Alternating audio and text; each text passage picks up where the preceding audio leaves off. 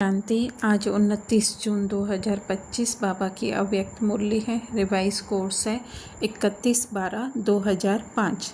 तो बाबा नए वर्ष के निमित्त आए हुए हैं। हेडिंग है नए वर्ष में अपने पुराने संस्कारों को योग अग्नि में भस्म कर ब्रह्मा बाप समान त्याग, तपस्या और सेवा में नंबर 1 बनो। आज सबसे पहले तो बाबा आते ही जो है बच्चों की महिमा करते हैं, फिर जो है उनके भाग्य की महिमा करते हैं। फिर बाबा बता रहे हैं कि तुम ब्राह्मण सो फरिश्ता और फरिश्ता सो देवता बनने आए हो। तो फरिश्ता बनने के लिए जो है अपने सारे बोझ बाबा को दे दो, चाहे कर्म का है चाहे प्रवृत्ति का है। तो बाबा पूछ रहे हैं सारा बोझ दे दिया है ना बाबा को। 63 जन्म तो बहुत ही बोझ लिए, लेकिन अभी जो है वो बाप को दे दो। तो बाबा ने देखा कि सबसे सूक्ष्म बोझ है पुराने संस्कारों का बोझ। तो बाप दादा ने देखा पुराने संसार की आकर्षण कम हुई है, संबंध संपर्क की भी आकर्षण कम हुई है, लेकिन संस्कारों की आकर्षण अभी भी है।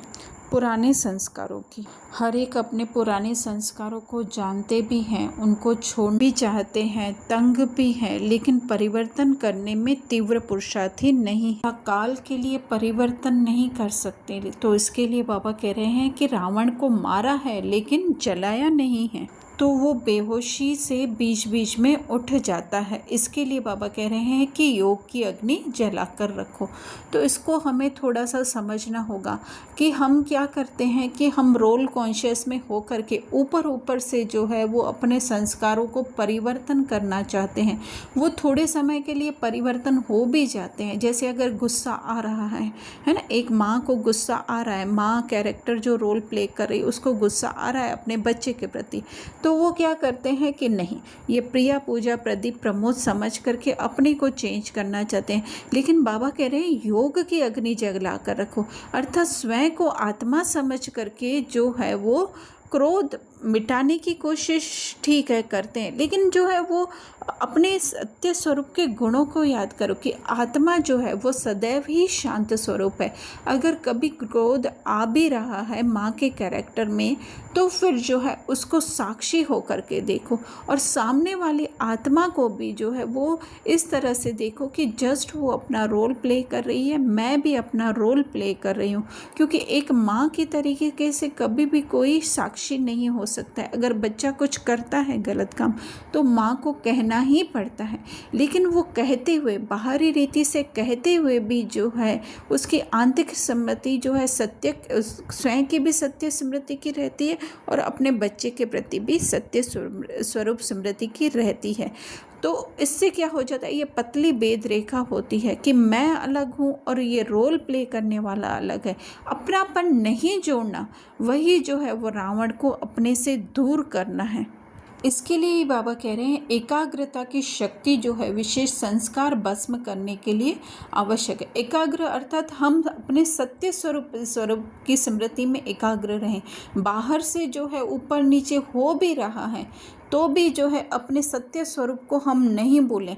तो वही बाबा कह रहे हैं वो भस्म करने का काम करते हैं, क्योंकि बच्चे योग भी लगा रहे हैं, योग का अभ्यास भी कर रहे हैं, अर्थात कह भी रहे हैं ऊपरी रीति से कि मैं आत्मा हूँ, मैं आत्मा हूँ, फिर भी जो है वो संस्कार बार बार आ रहे हैं, क्योंकि कहीं ना कहीं हमने जो है उस संस्कारों से अपनापन जोड़ा हुआ है। इसके लिए बाबा कह रहे हैं कि योग को जो है वो पावरफुल स्टेज में लाओ, सर्वशक्तिमान ऑर्डर करे और शक्ति फिर जो है उसी समय ऑर्डर मानती है, अर्थात कि अपने सत्य स्वरूप में, सत्य स्वरूप कौन सा है, बाबा के समान। इसके लिए बाबा कह रहे हैं, फिर बच्चे जैसे पूछते हैं सेवा में क्या करें, तो बाबा कह रहे हैं पहले ये स्वयं का पुरुषार्थ करो, स्वयं को जो है वो परिवर्तन करने का, अर्थात ये रोल ना समझो, अपने को उस सत्य स्वरूप स्मृति में टिकाओ। तो बाबा कह रहे हैं 3 मास का जो है हम ये ऑर्डर कर रहे हैं और 3 मार्क्स का ये होमवर्क दे रहे हैं। तो कोई भी कर्मेंद्रियों को जो है वो ऑर्डर करो और वो ऑर्डर मान जाए, सर्वशक्तिमान बन करके हमें ये ऑर्डर करना। तो ये होमवर्क करने के लिए बाबा कह रहे हैं कि अलबेले नहीं बनना, रॉयल अलबेलापन नहीं लाना। इसके लिए फिर चाहे कुछ भी सहन करना पड़े, कुछ भी छोड़ना पड़े, फिर आगे बाबा थोड़ा सा ऐसे रमणीक होकर कह रहे हैं कि पर्दा खोलें तो कोई कंघी कर रहा होगा, कोई क्या कर रहा होगा, ऐसे नहीं। फिर बाबा ब्रह्मा बाबा के ऊपर लेकर जाते हैं कि किस तरह से उन्होंने त्याग, तपस्या और सेवा की, किस तरह से जो है त्याग करके अपने बच्चों के रहने का स्थान बनवाया, लेकिन वहाँ पे स्वयं नहीं बैठे।